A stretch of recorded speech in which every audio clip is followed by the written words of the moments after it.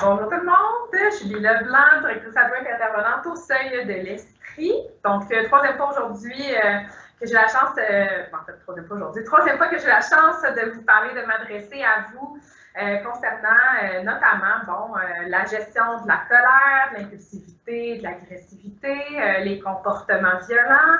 Ça a été des thèmes abordés dans nos deux précédentes rencontres.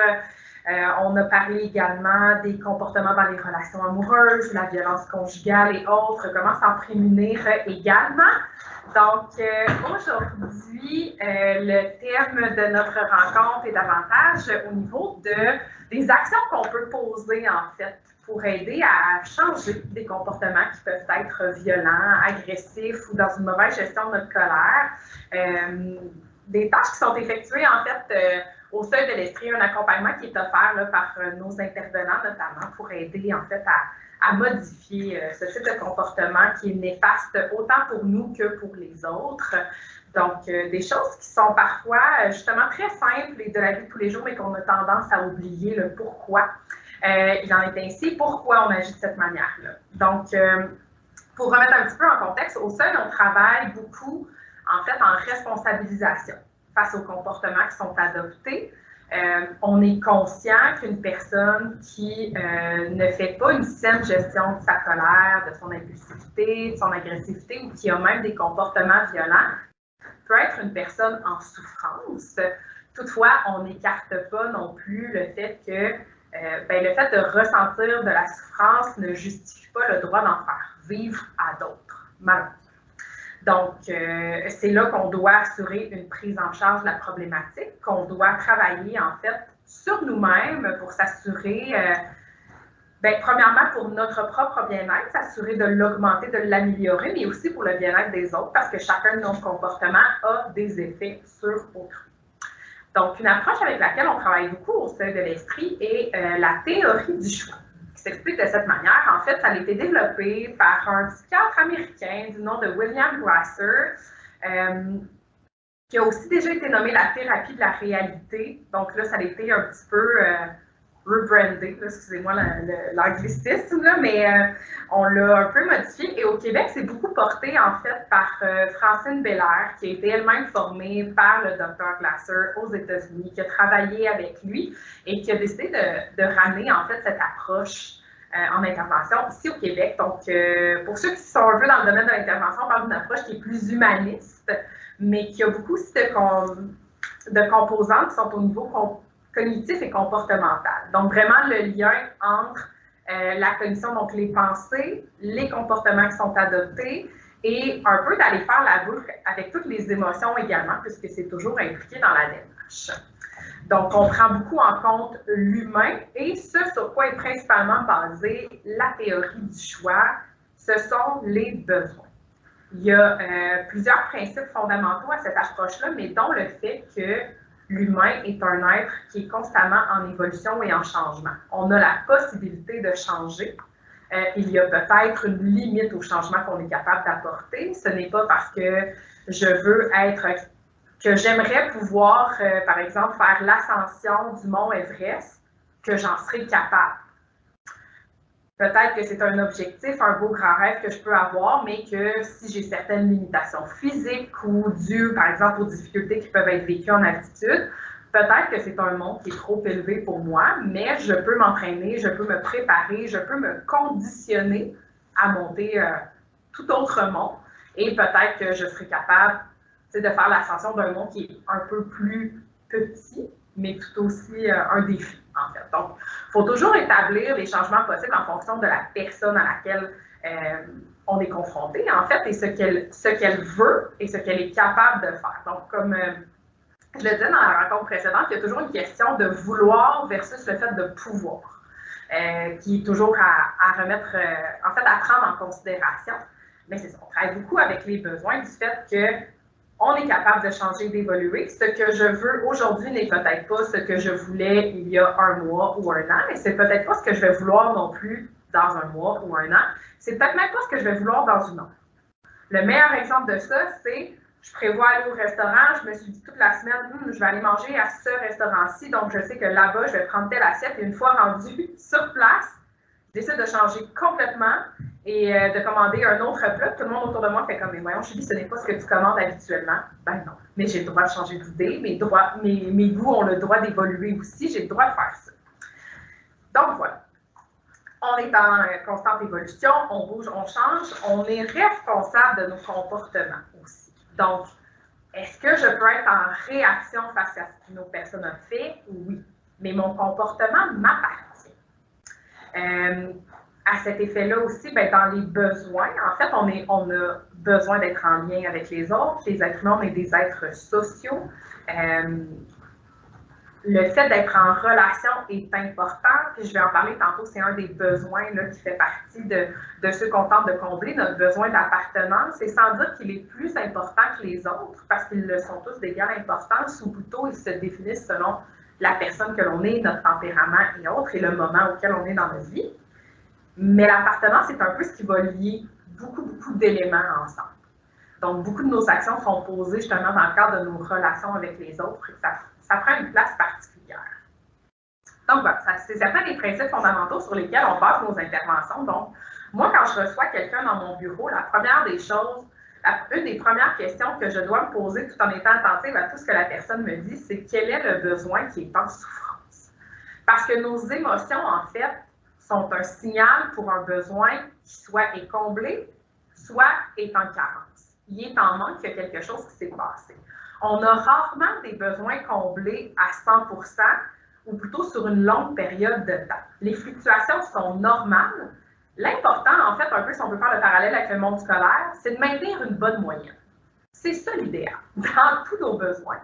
Puis d'être conscient des situations qui peuvent venir affecter nos besoins. Donc, si par exemple, quand je parle des émotions qui sont un signal pour des besoins ou de comment on va se sentir, si moi, ma patronne vient me voir et me dit « Julie, on n'a plus besoin de toi, c'est terminé, tu ne travailles plus ici à compter de 4 heures aujourd'hui », les émotions que je risque de ressentir vont être plus désagréables.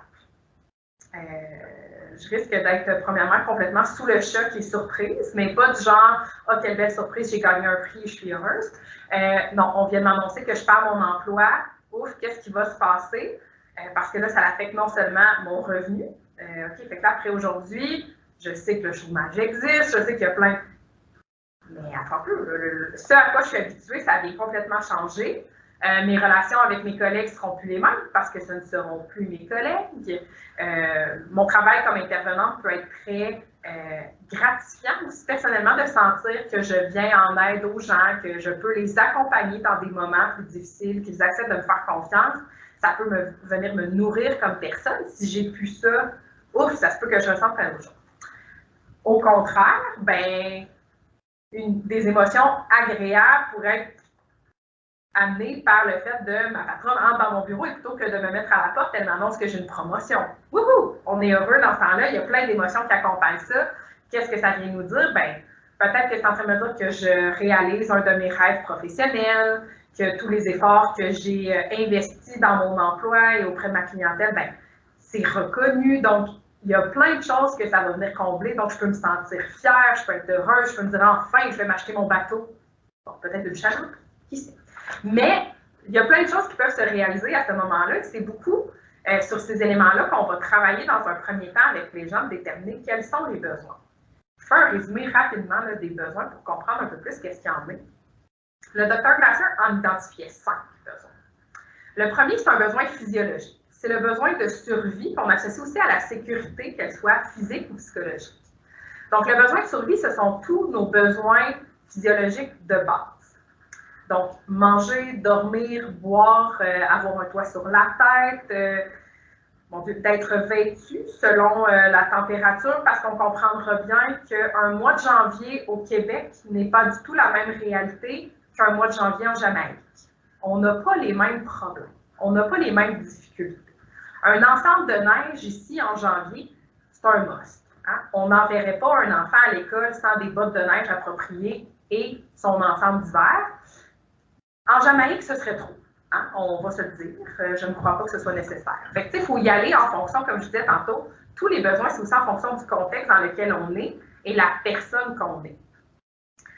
Comme le fait de manger, Je raconte souvent cette anecdote-là, je la trouve très drôle. Moi, j'avais une amie à l'université, c'était 3 repas par jour, 6 collations, pratiquement chronométrées. Elle avait souvent une alarme sur sa montre, son téléphone pour lui dire quand manger, parce que c'était un petit peu la blague, là, on aurait dit que c'était... Elle n'était pas vivable, sinon, en fait, on va se le dire. Là, elle commençait vraiment à avoir mauvais caractère. C'est un peu comme l'annonce pour la barre de chocolat, là, je me souviens plus c'est quoi le nom, là, mais prends ta barre de chocolat, tu n'es pas toi-même quand tu as faim. Elle, c'est un peu ça.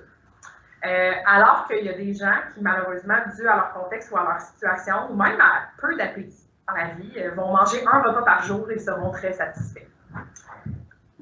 On n'a pas tous les mêmes besoins selon le contexte. Est-ce que quelqu'un qui mange un repas par jour pourrait être très heureux d'en manger 3 et que son besoin serait d'autant plus comblé? Oui. Mais des fois, ces gens-là font la comparaison à la baisse. Ben, entre ne pas manger du tout et manger un repas par jour, mon besoin est hautement comblé. Donc, et quand on pense aux événements de la vie, par exemple, l'arrivée d'un bébé dans notre vie, la naissance d'un enfant vient affecter notre besoin de survie, notamment au niveau du sommeil. Hein? Fait que c'est des choses, des fois, que les gens vont ressentir. C'est un besoin qui n'est pas plus important que les autres, mais c'est difficile d'aller dans un niveau plus psychologique au niveau de nos besoins quand physiologiquement, ça ne va pas. Quand on a besoin de dormir, qu'on est épuisé, pour les étudiants, vous l'avez certainement vécu, on est en période de fin de session, on est stressé, on dort moins parce qu'on étudie, on travaille, on tente de tout faire en même temps. Ben, la première chose à faire après, une des premières choses, outre célébrer le fait que la session se termine et qu'on est heureux, on est content de sentir un peu ce stress-là descendre, c'est de se reposer. Pourquoi? Parce que le corps en a besoin. On en est à ce point-là. Donc voilà. Fait qu'il y a différentes choses comme ça, mais le besoin de survie, c'est notamment ça. Je le joignais à celui de sécurité. On parle de sécurité physique et psychologique. Il y a peut-être des gens qui sont à l'aise de ne pas barrer la porte de leur maison, de leur véhicule, quand ils ne sont pas là, peu importe qu'on soit présent ou non. Moi, je suis super à l'aise. Quand je pars de chez moi, la porte est barrée. Quand je suis chez moi, la porte est débarrée en tout temps. On dirait que je n'ai aucun malaise avec... Je suis présente, je suis dans la maison. Fait que j'ai pas d'inquiétude. C'est quand je suis pas là que je suis comme, j'aimerais pas ça arriver chez nous puis que là, j'ai une mauvaise surprise. Mais quand je suis là, je suis comme, c'est correct. À l'inverse, je pense à ma mère et elle n'aime jamais que je donne cet exemple-là. Elle le sait par contre. Ma mère, la porte est toujours barrée. Qu'il soit à la maison, qu'il ne soit pas à la maison, la porte est barrée. Fait qu'elle est déjà venue me visiter chez moi. C'était pratiquement une blague, mais on est entré dans mon logement et la porte n'était pratiquement pas refermée encore qu'elle l'avait barrée. Là, je trouvais ça très drôle. Je me disais, mais il n'y avait pas personne derrière nous, puis il n'y a toujours pas personne, même si tu prenais quelques secondes de plus pour fermer la porte adéquatement, enlever tes souliers, ton manteau et tout ça. Puis là, quand on barrerait la porte, on ne se fera pas attaquer, je ne crois pas, n'aie crainte. Mais ça, elle, c'est un mécanisme pour aider à combler son besoin de sécurité. Une porte barrée, pour elle, ça égale la sécurité.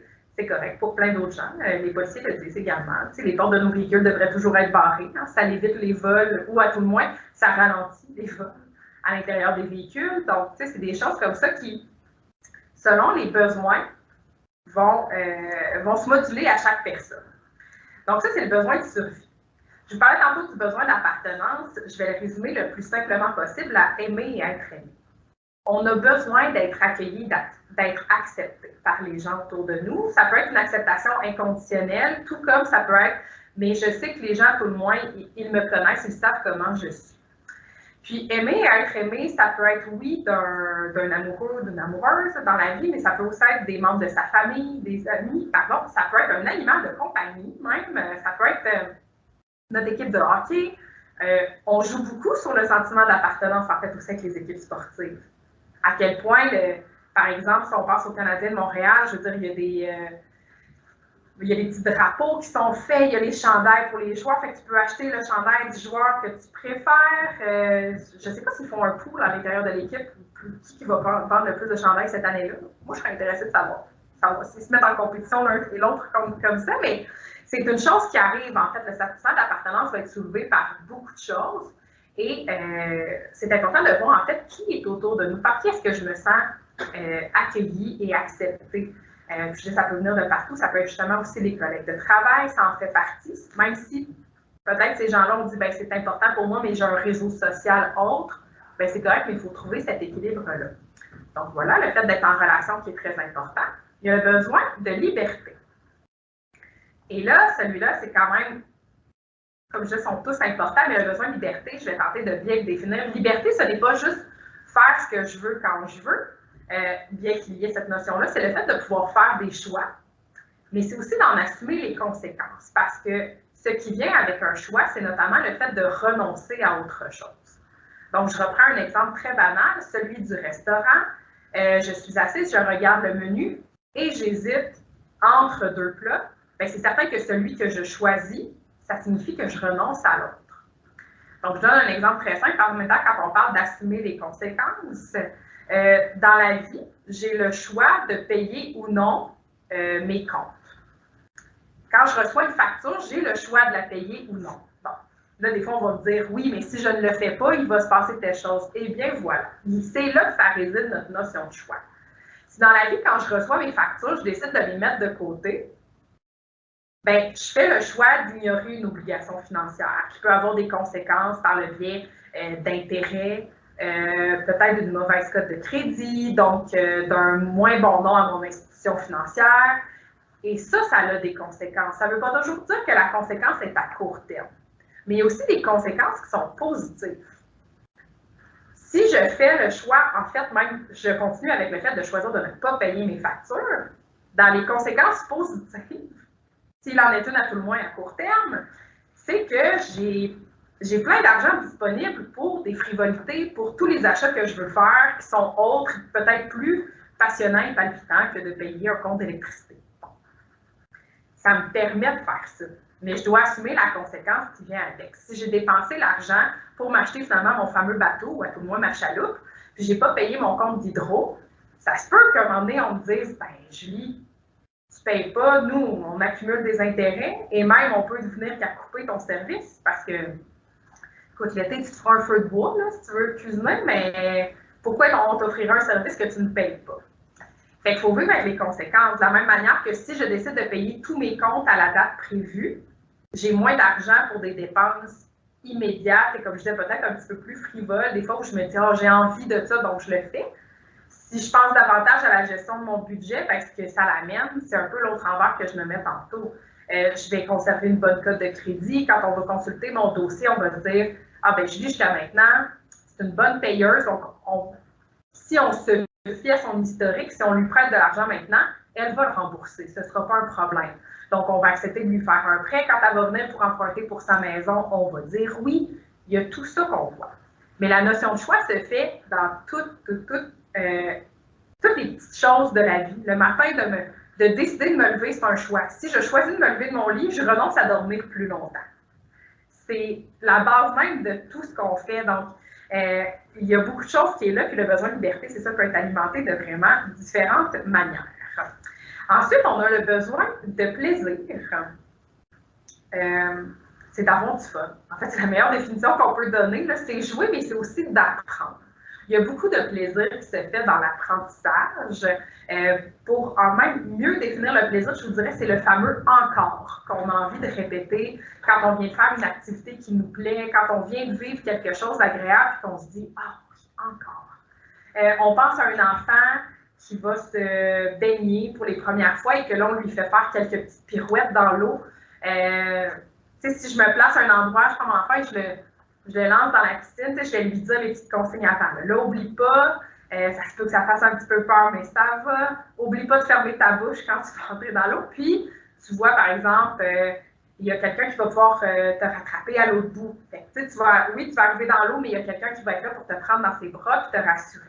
Bien, l'enfant, du moment qu'on le lance, s'il vit ce moment-là, puis il va faire tous les apprentissages qui sont liés à ça. Donc, il va arriver dans l'eau, puis il va avoir oublié de fermer la bouche. Fait qu'il va apprendre que quand on ne ferme pas la bouche dans l'eau, on pogne des petits bouillons, on avale de l'eau puis on tousse, c'est moins le fun, mais il apprend que si on lui dit qu'il y a quelqu'un à l'autre bout, bien, quand la personne est là puis qu'elle nous prend dans ses bras, c'est vrai que c'est rassurant.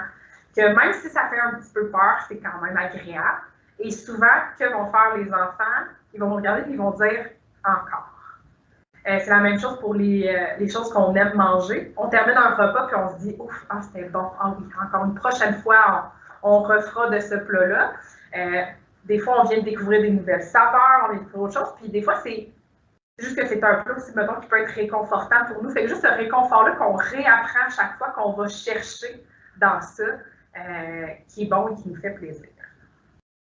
Et finalement, celui que j'ai gardé pour la fin, qui est selon moi comme celui qui a plusieurs dimensions, en fait, c'est le besoin de pouvoir.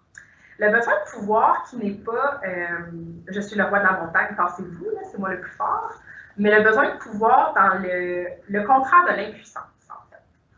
Et ça, c'est un besoin qui est très, très, très fort chez beaucoup, beaucoup de gens. Il est sur 3 niveaux, en fait. Donc, c'est le pouvoir sur soi, sur son corps, le pouvoir sur son environnement et le pouvoir dans nos relations avec les autres. Donc, le pouvoir sur soi, sur notre corps, c'est évidemment, je peux choisir comment je vais me coiffer, me maquiller, m'habiller. Est-ce que j'ai des tatouages, des piercings? Comment je veux me présenter aux gens, ça, c'est du pouvoir que j'ai sur mon corps. Il faut penser aussi que le pouvoir peut toujours être pris positivement, mais aussi négativement. Donc, par exemple, quelqu'un qui vit des moments très difficiles ne sait pas comment toujours exprimer ses émotions, c'est encore une fois multidimensionnel, mais par exemple, une personne qui s'auto-mutile, c'est une prise de pouvoir sur son corps, des fois à défaut de l'avoir ailleurs. C'est beaucoup, c'est une manière de voir la situation à tout le moins, de dire, si je ne suis pas capable d'exprimer ma souffrance autrement, je prends par moi-même le moyen je prends ce pouvoir-là sur moi, en fait, de cette manière-là. Donc, ça peut être exercé aussi négativement. Sur son environnement, ça va être comme on le fait, ça, graduellement aussi avec les enfants plus on vieillit. Le fait de, par exemple, avoir le choix de comment je veux décorer ma chambre. Hein, on sait quand les enfants commencent, on a tout le pouvoir sur eux. En fait, on est responsable entièrement. Donc, on décide pour eux selon ce qu'on pense être le meilleur pour assurer leur sécurité, leur développement. Mais là, à un moment donné, notre enfant grandit, puis on a peut-être tous déjà vécu ce moment-là de « moi, j'aimerais ça que ma chambre soit autrement ». Tu sais, j'aimerais avoir une chambre, justement, j'aimerais que ma chambre soit verte. Comme quand on va marcher dans la forêt, j'aime ça, moi, ça me fait du bien, le vert. Puis là, en ce moment, ma chambre est jaune, puis j'aime pas ça. Fait qu'un enfant va le nommer, ou j'aimerais ça avoir, moi, j'aime ça les étoiles, j'aime ça l'espace, j'aime ça Star Wars, fait que j'aimerais ça qu'il y ait des étoiles partout dans ma chambre. Bon. Fait que quand on commence à donner du pouvoir aux gens aussi sur leur environnement, ben, il y a des modifications qui se font. Je peux le mettre un peu plus à mon image, donc là, le pouvoir n'est plus juste sur mon corps, mais ça me permet d'exprimer davantage qui je suis ailleurs. Ça, c'est agréable, fait qu'on peut le vivre justement nos appartements, notre maison, notre lieu de travail quand on a un bureau, de choisir comment on va placer notre meuble, ça va ressembler à quoi, est-ce que je mets des cadres ou non, des affiches. Moi, à l'adolescence, j'ai vécu la période des affiches d'acteurs et de musiciens partout sur mes murs. J'avais le loisir d'échanger, j'en avais tellement qu'à un moment donné, j'avais comme une sélection, tu peux faire un tri. Alors, j'en mettais des nouvelles, puis j'étais comme, oh mon Dieu, ça y a un renouveau. Bon.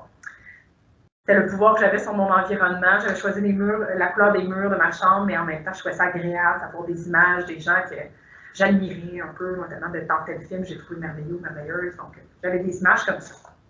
Puis que le pouvoir sur notre environnement, évidemment, quand ça peut être pris de manière négative, bien, quelqu'un qui déciderait de poser un geste de vandalisme, par exemple, de faire un graffiti sur un mur d'un établissement, bien, on est en train de prendre du pouvoir négativement sur son environnement.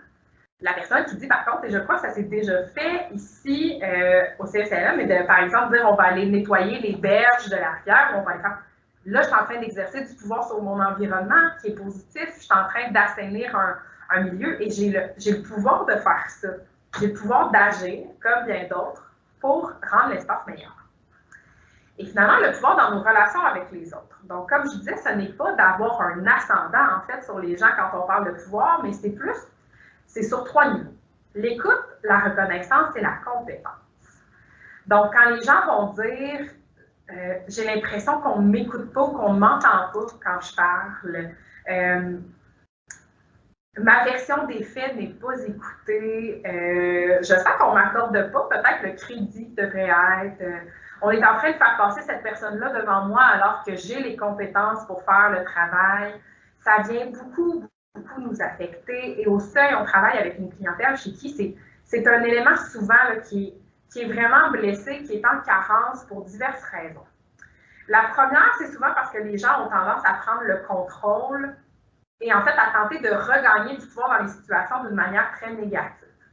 Donc, parce qu'il semble que leur besoin de pouvoir n'est pas comblé, qu'ils n'ont peut-être pas la juste place à laquelle ils auraient droit, ils tentent de regagner du pouvoir sur la zone qui est dédiée aux autres, en fait. C'est un peu de dire qu'on a chacun notre bulle de pouvoir autour de nous, puis parce que moi, je sens que la mienne est peut-être plus rapprochée de mon corps pour plusieurs raisons.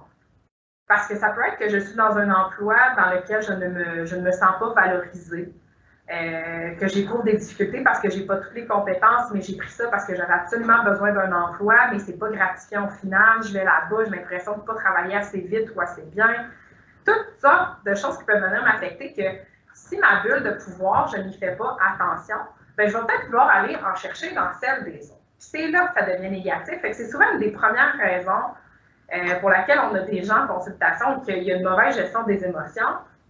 Le besoin de pouvoir est en carence, puis les gens ne tentent pas de regagner du pouvoir d'une manière qui est adéquate et saine.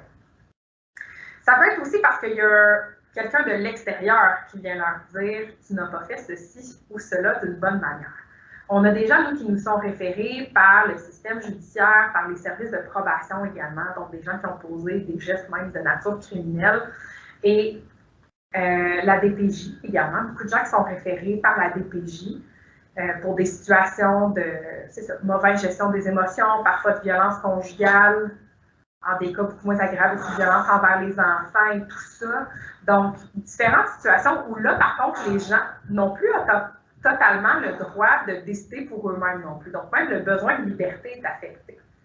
Parce que si quelqu'un entre chez toi, ou même peu importe comment ça se passe, un juge dit « tu devras faire ceci et cela et de cette manière et comme ça », ça devient très confrontant parce que là, mon carré de sable, qui était très, très grand avant, il vient d'être réduit de beaucoup.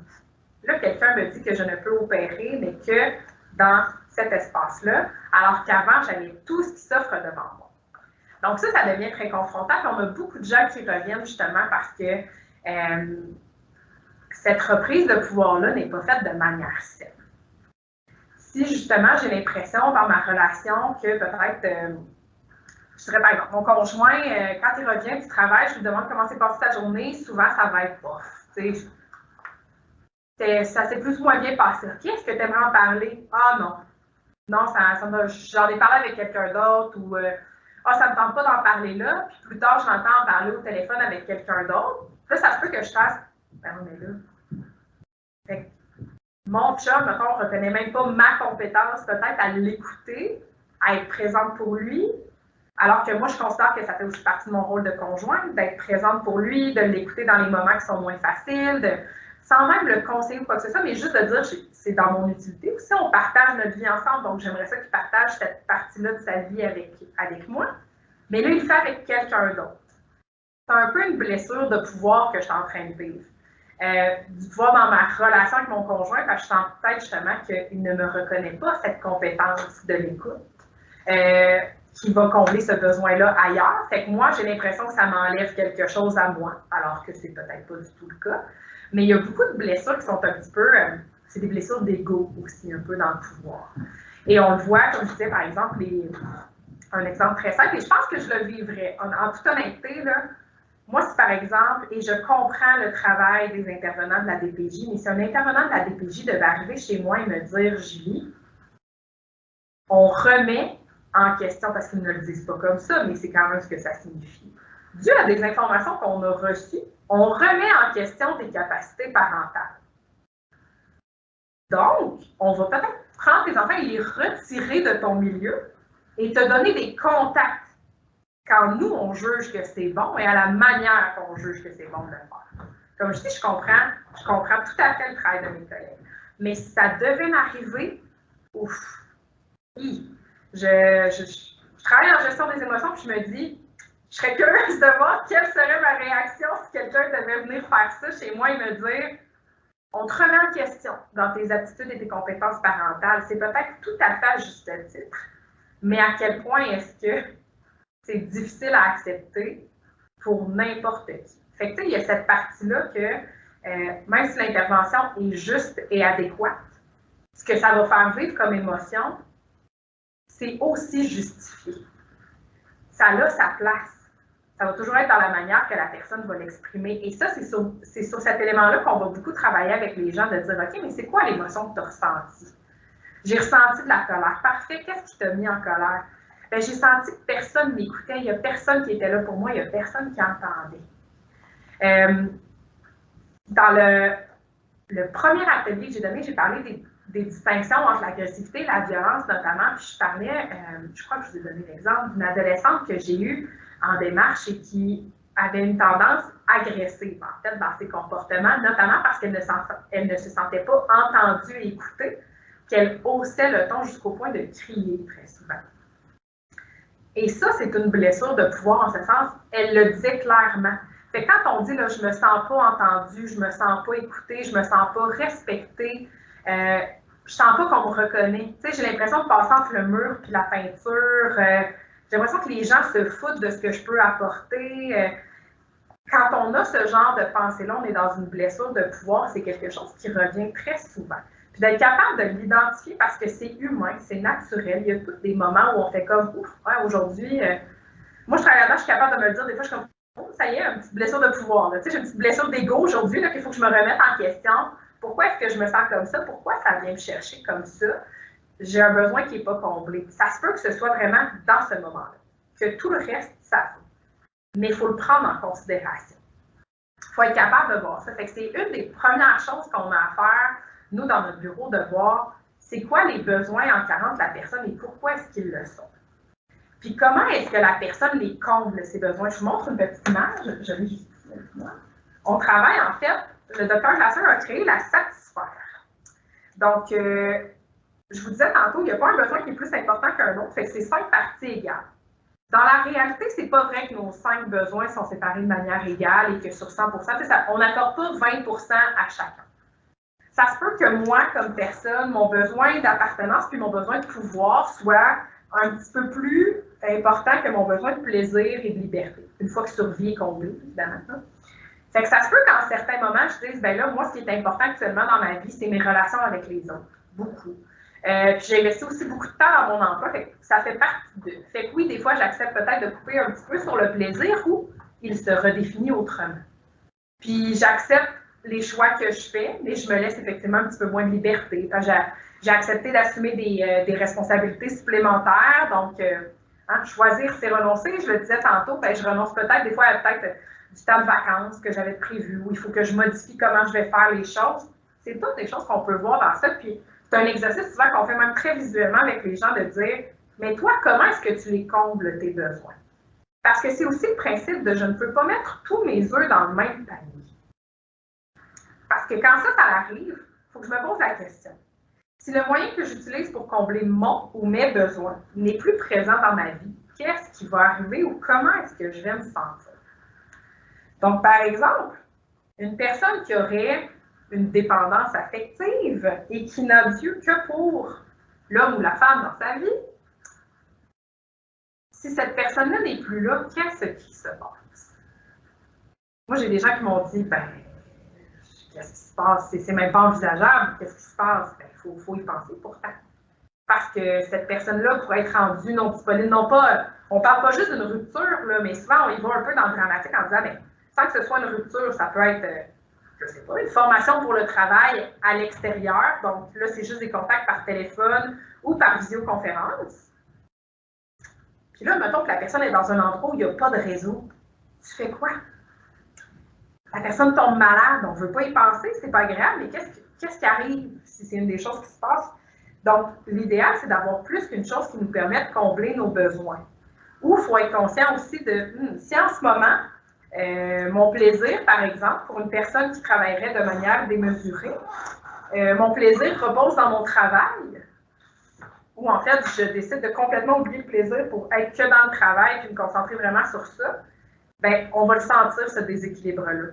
Ça peut fonctionner pendant un certain temps, mais éventuellement, il va falloir poser des actions pour retrouver l'équilibre, se dire comment est-ce que je peux avoir des sphères de vie qui sont plus stables aussi et plus logiques. On parle parfois du 8-8-8, 8 heures de travail, 8 heures de plaisir, 8 heures de sommeil. On peut l'adapter, ça n'a pas besoin d'être des chiffres toujours pareils, encore une fois, mais il faut penser à quel impact ça a sur nous. Et si je choisis de mettre ça de côté pour le moment, tu sais, des fois, on dit, ce problème-là, je ne m'en occuperai pas maintenant, je vais le gérer plus tard. Qu'est-ce que ça fait? Ça se réinsinue dans notre vie à un moment donné, qu'on fait comme, ah, là, j'ai comme plus le choix de le régler. Fait que c'est un peu ça qui arrive aussi au niveau de la gestion des émotions. C'est quelque chose qui est très important à gérer et à voir c'est quoi les besoins des gens. Donc, c'est un des éléments primordiaux qu'on va voir et sur lesquels je vous invite à vous questionner. En fait, c'est même un petit exercice que vous pouvez facilement faire à la maison quand vous vous posez la question. En fait, si vous faites un peu un inventaire des 3 ou des 6 derniers mois, quelles sont les émotions que j'ai le plus souvent ressenties? Là, si vous vous dites, hey, je ne saurais pas comment le dire, tapez liste de sentiments et émotions sur Internet, vous allez voir, là, vous allez trouver tous les mots qu'il vous faut pour être capable de le décrire. C'est super intéressant à faire. Puis là, on peut les identifier. Puis à partir de là, la seconde partie qui est d'autant plus intéressante et pertinente, c'est de dire, mais à quel besoin est-ce que c'est relié? Puis oui, ça peut être un de ces 5 besoins-là, mais il existe aussi des listes de besoins. Nous, on en utilise. Puis des fois, on peut aller mettre des mots très précis sur ça. Donc, c'est là que c'est intéressant de dire, bon, OK, ben peut-être que je me suis sentie, par exemple, je vais y aller d'un événement vécu. Dans une relation amoureuse antérieure, je me suis déjà sentie très anxieuse et très confuse parce que on ne voulait pas nécessairement la même chose. La manière qu'on avait de s'exprimer, la communication n'était pas facilitée. C'est une relation à distance en plus. Donc, tu sais, la communication, tu restes toujours un petit peu sur ta faim de OK, mais là, moi, je voulais dire ça. Est-ce que c'est bien ça qui a été compris? Il y a une partie de la conversation qui s'est faite par vidéo, par téléphone, l'autre partie, ça s'est terminé en message. Je n'ai pas le ton de la personne, je ne vois pas son regard, je ne sais pas qu'est-ce que. Ça me rendait anxieuse, ça me rendait confuse. Pourquoi? Parce qu'il y avait un côté très compliqué dans la communication que j'étais comme, moi, j'ai besoin de simplicité. J'ai besoin de comprendre, j'ai besoin d'une discussion face à face. C'est une chose que j'ai décidé de reproduire maintenant dans ma relation actuelle et qui fonctionne bien. Les messages textes au minimum, c'est des petites choses simples, là, du genre je termine de travailler à tel moment, voici ce qu'il y aura pour le souper, appelle-moi quand tu peux. Et c'est fun parce que j'ai un chum qui est pareil comme moi, donc maintenant on s'appelle. Hein? Parce que ce qu'on peut se dire en 30 secondes, ça nous prendrait pas mal plus de temps à l'écrire et à essayer de déchiffrer ce que l'autre voulait dire. Donc moi, j'ai appris que j'avais ce besoin de simplicité-là dans ma vie de tous les jours, mais dans ma communication également. Ça doit être simple, il faut que ça aille droit au but. Puis quand j'ai un doute, je l'écris. Des fois, l'écriture, pour moi, c'est plus facile d'exprimer certaines choses, fait que je me permets de le faire en me disant, on va en reparler de vive voix. Fait que c'est de comprendre quels sont nos besoins, parce que moi, du moment que je suis incertaine ou j'ai un doute, là, justement, là, il va y avoir de l'anxiété, ça se gère moins bien. Si je gère moins bien cette émotion-là, ça a une répercussion sur les autres émotions que je ressens. Et à partir de là, c'est tout un effet qui peut se faire en chaîne et qui va faire qu'on adopte des fois des comportements qui sont moins adéquats justement dans nos relations, qui ont des impacts sur les autres et tout ça. Donc voilà, je vous invite à vous questionner si jamais vous en avez l'occasion sur quels sont mes besoins, est-ce que j'y réponds bien aussi?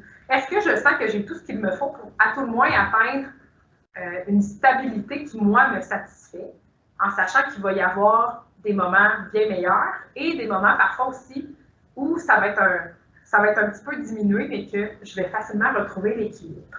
Donc voilà, un premier exercice que je vous propose comme ça.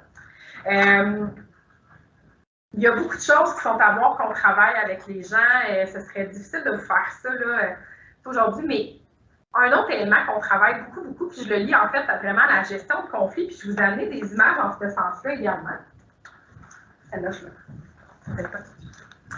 Mais voici, et celle-là, je le présente, c'est un schéma moi, que j'ai emprunté à mes collègues d'un autre organisme, de l'organisme Equijustice, qui travaille beaucoup en médiation et gestion de conflits. C'est un élément qu'on est amené à toucher quand on parle évidemment de la gestion des émotions et des relations interpersonnelles.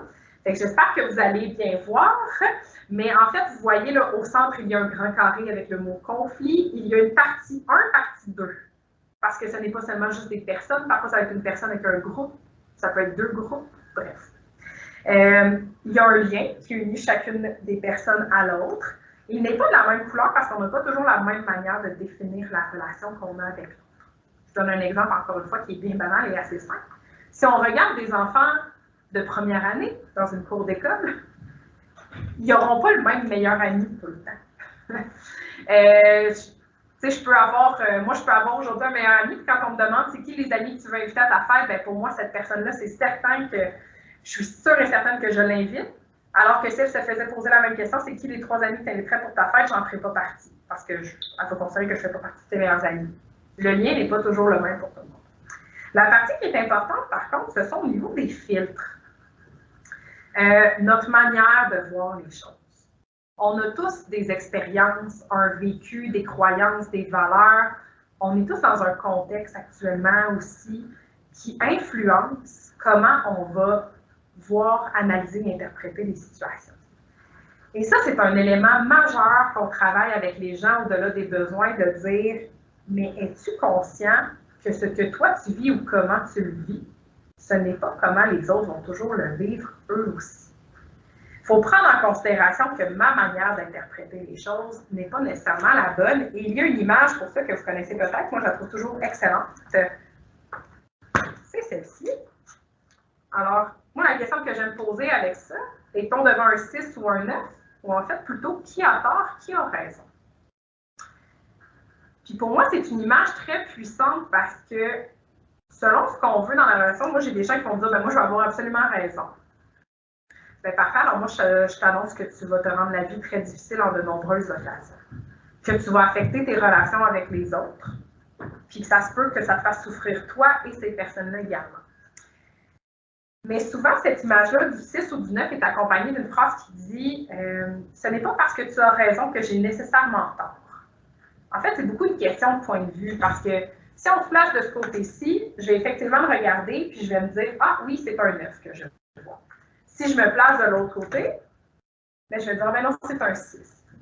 Donc, en fait, selon le point de vue qu'on adopte, selon la place où on se situe également, on peut avoir raison sans que l'autre ait nécessairement tort. Et ça, c'est une chose qui est beaucoup à travailler, qui n'est pas facile pour beaucoup de gens, mais qui a définitivement une influence au niveau de l'adoption, en fait, dans la gestion qu'on fait de nos émotions et surtout de la colère, l'impulsivité, mais même dans l'adoption de comportements violents. Parce qu'il y a des gens qui vont aller justifier de « oui, mais j'ai agi de telle manière parce que j'ai vu telle chose, j'ai réagi à ça ». Bon, tu pris le temps de te placer à la place de l'autre. Ça amène d'ailleurs une notion d'empathie, d'être capable de se placer. Tu sais, la fameuse expression marche un mille dans mes souliers, tu verras, tu sais, qu'est-ce qu'il y en est. On comprend un peu plus les gens quand on se met à leur place. Puis se mettre à leur place, c'est pas d'adopter tous leurs points de vue, toutes leurs opinions, toutes les émotions qu'ils peuvent ressentir, c'est juste être capable de considérer. Est-ce que moi, si j'étais dans cette situation-là, avec ce vécu-là, les expériences que la personne a vécues, est-ce que je pourrais réagir de la même manière?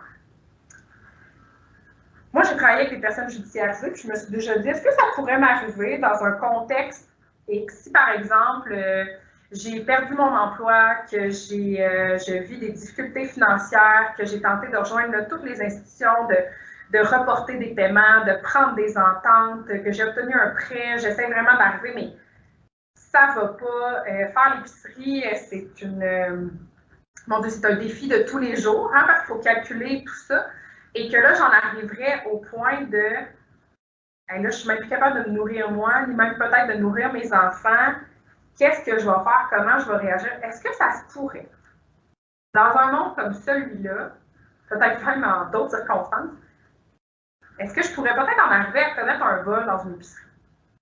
Je me suis déjà posé la question parce que j'ai eu affaire à des gens qui ont posé des gestes comme ceux-là et même plus graves. Puis la réponse, c'était ben oui. Peut-être qu'avoir le vécu de ces personnes-là, d'avoir de vivre cette situation-là, j'en arriverais là. Parce que moi, je me suis toujours dit, ben, mes enfants ne manqueront pas de rien. C'est impensable pour moi qu'un enfant ne mange pas. Alors, là, j'ai tout essayé, j'ai fait appel aux ressources d'aide alimentaire, j'ai été là, j'ai fait ça. Est-ce que ça se pourrait qu'à un moment donné, je prenne une décision impulsive et que je pose ce geste-là? Ben, est-ce que ça rend ça adéquat? Non. Hein? Malheureusement, non. C'est pas correct de poser ce genre de geste-là. Est-ce que ça vient expliquer plutôt que de justifier? Oui. Le contexte dans lequel on est va expliquer sans rendre ça sain et adéquat. C'est un travail qu'on a à faire avec les gens. Je peux comprendre que tu t'es senti blessé par tel agissement, par exemple, de ton conjoint ou de ta conjointe. toi, c'est comme ça que tu l'as ressenti, tu l'as vu comme une attaque personnelle, tu t'es senti blessé, dévalorisé et tout ça. Est-ce que ça vient justifier, par exemple, que tu l'aies saisi lui ou elle par le bras, tu t'es serré, puis tu t'es dit si tu m'as refait ça, je te frappe? Ben non. Il n'y a rien qui te donne le droit de faire ça. Je veux dire, ton émotion ne vient pas justifier un comportement. Elle vient expliquer davantage ce qui s'est passé et sur quoi il va falloir travailler, en fait. Parce que pourquoi est-ce que tu t'es senti blessé, dévalorisé? C'est un travail qu'on fait beaucoup avec les gens. C'est quand je viens de se placer, de se mettre à la place de l'autre, en fait. C'est aussi d'aller voir, moi, dans ma peau à moi, qu'est-ce qui se passe? Trop souvent, on associe que c'est un événement qui va nous amener une émotion et que l'on va réagir. Nous, on vient dire, ben non, c'est pas ça. On ne contrôle pas nos émotions, on les gère. Il y a une énorme différence. Par contre, on contrôle nos comportements et on contrôle nos pensées. Il y a un petit exercice très simple qu'on peut faire et que je fais habituellement avec les gens, mais là, ce ne sera peut-être pas approprié parce que le but, c'est de faire le retour avec les gens là aussi. Mais généralement, moi, je demande aux gens de me faire confiance et pendant environ 1 minute, je leur demande de fermer les yeux et de suivre des consignes que je leur donne. Des consignes qui touchent au fait de penser à certaines choses, de ressentir certaines choses, de faire, d'adopter certaines actions et aussi de ressentir quelque chose au niveau physique. Et les gens, généralement, terminent en disant « Julie, tu m'as demandé de ralentir mon rythme cardiaque ou par exemple de suer à grosses gouttes. » Puis ils me disent « Je ne suis pas capable de faire ça. Je ne gère pas ça, je ne contrôle pas ça. » Je dis « Non, effectivement, ça, tu ne peux pas. » Je leur demande de ressentir certaines émotions. Des fois, ils me disent « J'ai réussi. » Il y a des gens qui vont me dire « Non, j'ai pas réussi. » Et généralement, à la question « Comment as-tu fait pour ceux qui ont réussi? » Ils me disent « J'ai pensé à. » Parce que je leur demande souvent de ressentir de la colère. J'ai des gens qui me disent ben, « Moi, Julie, ça ne me tentait pas de ressentir ça. Aujourd'hui, je suis bien. Je suis de bonne humeur. » Fait que ressentir de la colère, je suis comme fait « Non, je veux pas ça. » OK.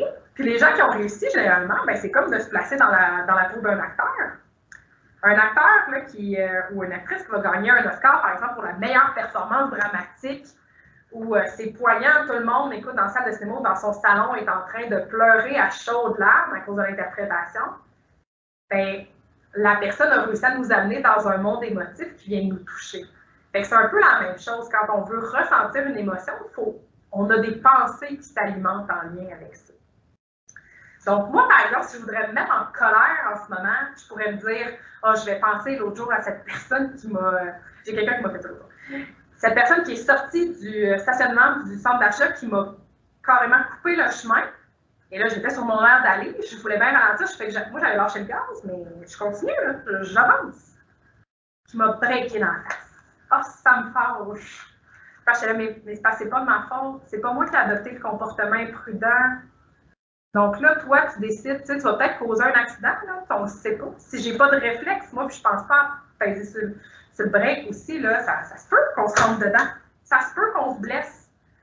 Ça serait vraiment encore plus fâchant. Mais on peut penser justement, je peux me dire, OK, je vais penser à des choses qui me fâchent. Donc, moi, justement, ce comportement-là imprudent, les gens vraiment beaucoup trop arrogants, les gens qui vont essayer de m'imposer leurs pensées, là, puis qui vont faire croire que j'ai tort, puis que je suis même, mon Dieu, je suis peut-être même idiote de penser comme je le fais. Ça me fâche vraiment beaucoup.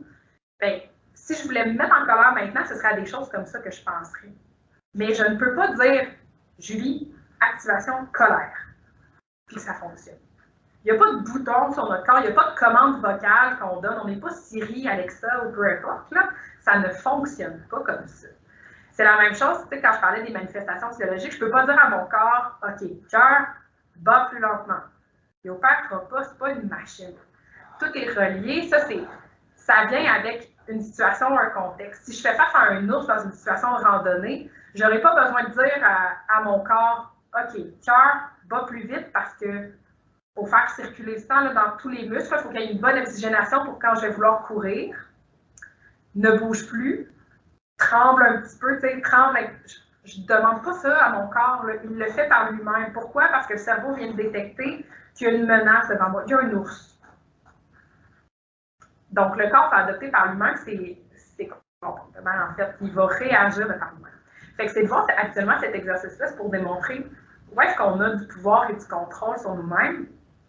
Et, comme je vous disais, ce qui en ressort, c'est qu'on gère nos émotions parce qu'elles sont liées directement, en fait, à nos pensées. Donc, on contrôle nos pensées jusqu'à 70 à 80 environ, parce qu'on a toujours des pensées automatiques. Si je me fais couper le chemin sur la route, c'est sûr, je suis désolée, mais intérieurement, même dans ma journée la plus zen, je vais sûrement penser « Aïe, c'est un peu idiot comme geste, là. » Même si je suis bien zen cette journée-là, ça se peut que je fasse « oui, c'est comme ça. » C'est automatique. Je suis capable d'y repenser, par contre, en me disant « Ah, ben peut-être que la personne était juste inattentive, elle m'a peut-être pas vue. Ah, j'arrivais peut-être plus vite que ce que je pensais aussi, tu sais. » Et c'est en repensant, en retravaillant sur mes pensées que je vais aller modifier mon émotion. Parce que si, par exemple, quelqu'un me coupe le chemin, puis qu'intérieurement, je suis en train de me dire quel idiot ou quelle idiote, ça se peut-tu conduire de même, pogner son permis de conduire dans une boîte de céréales, ça ne sait jamais comment faire, il ne faut pas que je te fasse. Si j'alimente ça, ça se peut que je ressente de la frustration, peut-être même de la colère à un niveau, je vais me dire, je vais me mettre un 6 sur 10. Ça se peut que mon comportement, ce soit justement de klaxonner. Il y a parfois des gestes un petit peu plus disgracieux qui se font. Hein? On lève les bras, il y a des doigts qui se présentent comme ça, ici et là. Moi, il y a des gens qui me disent je suis allée jusqu'à suivre la personne. Ah oui, je la suivais, là, j'accotais, là, quasiment bumper à bumper, flasher les lumières hautes le soir. Tu te dis, oh là là, OK, reprends sur toi. C'est là qu'on est en. Ça, vous voyez, c'est une situation parfaite de je suis en train de gagner du pouvoir sur quelqu'un d'autre d'une manière très malsaine. Je me laisse emporter par mon émotion, je ne rationalise plus ce qui se passe, puis je me garoche, je me vautre dans mon émotion, puis ça va venir justifier mes comportements. Ben non. Parce que justement, je peux me dire, hey, cette personne-là qui vient de me couper, là, elle a peut-être une urgence. Moi, je dramatise toujours un peu en me disant, c'est peut-être une situation de vie ou de mort, il faut qu'il se rende à l'hôpital de toute urgence. Fait que, et encore une fois, je me mets à la place de l'autre. Si moi, je devais me rendre à l'hôpital de toute urgence, on s'entend, là. C'est une fois sur 1000 que c'est ça la raison pour laquelle quelqu'un nous coupe. C'est jamais ça. Mais si c'était ça, si c'était 7 fois sur 1000 là, que la personne, elle a complètement fait fi de la signalisation parce qu'elle doit se rendre à l'hôpital d'une question de vie ou de mort, est-ce que si moi, dans cette situation-là, j'adopterais le même comportement? Peut-être. Est-ce que peut-être je ne ferais pas mon arrêt de manière adéquate? C'est possible. C'est comme ça qu'on va travailler beaucoup de choses avec les gens aussi, qu'on va les amener à se remettre en question, mais à se responsabiliser, comme je disais au début. C'est de dire qu'est-ce qui t'appartient dans ça. Parce que ton émotion, c'est à toi. Donc, autant personne n'a le droit de la remettre en question, autant c'est ta responsabilité de la gérer. Ta colère, tu as le droit de la vivre. Ta violence, tu peux la garder pour toi. J'en avais parlé dans le premier atelier, je donnais l'exemple de Will Smith, le soir des Oscars, qui a été frappé de Chris Rock. Oui, à ta colère. J'ai aucun problème avec ça. Tu as le droit d'être blessé, d'être heurté, d'être dérangé par les propos de monsieur sur ta femme. Non à ton comportement violent. Il n'y a rien qui justifie ça. Il y a plein d'autres moyens qui auraient pu être pris, qui auraient été d'autant plus adéquats pour exprimer son mal-être et peut-être faire changer des choses positives. Ça, c'est une chose que souvent les gens ne réalisent pas et vont beaucoup trop loin avant de le comprendre. J'ai le pouvoir de changer comment je pense. Et si je change comment je pense, je vais changer comment je me sens et je vais adopter des comportements qui vont être beaucoup plus sains, beaucoup plus adéquats.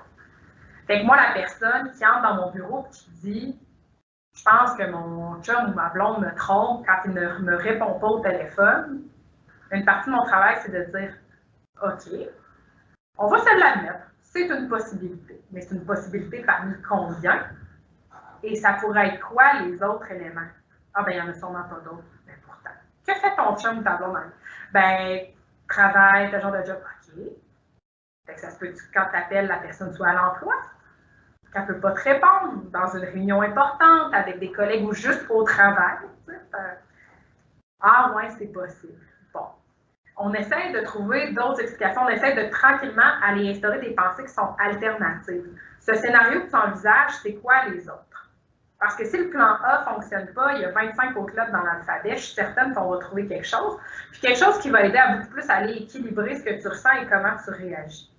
Parce que pourquoi est-ce que tu crierais après ton chum ou ta blonde s'il ne t'a pas répondu au téléphone? alors qu'il peut y avoir une explication tout à fait logique, du genre, ça arrive, le réseau ne pogne pas.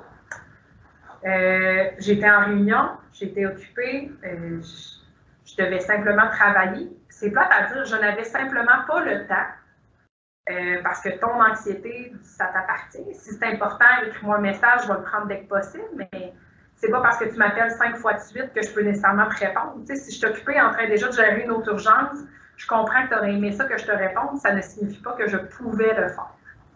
Donc, c'est des choses qu'on travaille beaucoup. Je vous donnais vraiment beaucoup d'informations et encore là, je suis vraiment allée pour moi seulement en surface de ce qu'on fait au seuil, mais je vous avais dit que c'était important pour moi d'être capable de donner des informations sur comment on travaille avec les gens. Qui présentent certaines difficultés au niveau de la gestion de la colère, de l'impulsivité, de l'agressivité et même qui adoptent des comportements violents. On peut vivre différentes difficultés dans nos relations. La communication est la clé, mais encore faut-il savoir qu'est-ce que je veux exprimer et comment je veux l'exprimer. Fait que c'est pour ça qu'on parle des besoins, notamment. Qu'est-ce qui est important pour toi? Qu'est-ce qui a un impact dans ta vie de tous les jours? On parle d'empathie, parce qu'il faut être capable, si je considère mes propres besoins, il faut que je puisse considérer ceux de l'autre. Comment est-ce que je gère des conflits?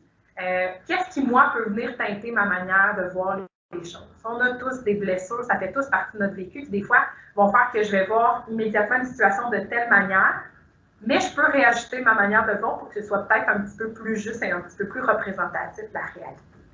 Fait que c'est notamment des choses qu'on fait avec les gens au seuil. Comme je disais dans toutes les autres présentations, si jamais vous avez des questions sur peut-être vos comportements, vos réactions, mais aussi celles des gens de votre entourage, peu importe qui est cette personne, vous pouvez nous contacter, numéro de téléphone 819-821-2420 ou consulter également notre site internet www.leseuil.qc.ca. Encore une fois, je m'appelle Julie Leblanc, je suis directrice adjointe et intervenante au Seuil de l'Esprit. Si jamais vous avez envie de me parler, vous pouvez me contacter aux coordonnées que j'ai données précédemment, simplement demander à parler à Julie, puis ça me fera plaisir de pouvoir répondre aux questions. Donc, avec tout ça, je vous souhaite une très bonne journée et au plaisir de vous parler ou de vous revoir.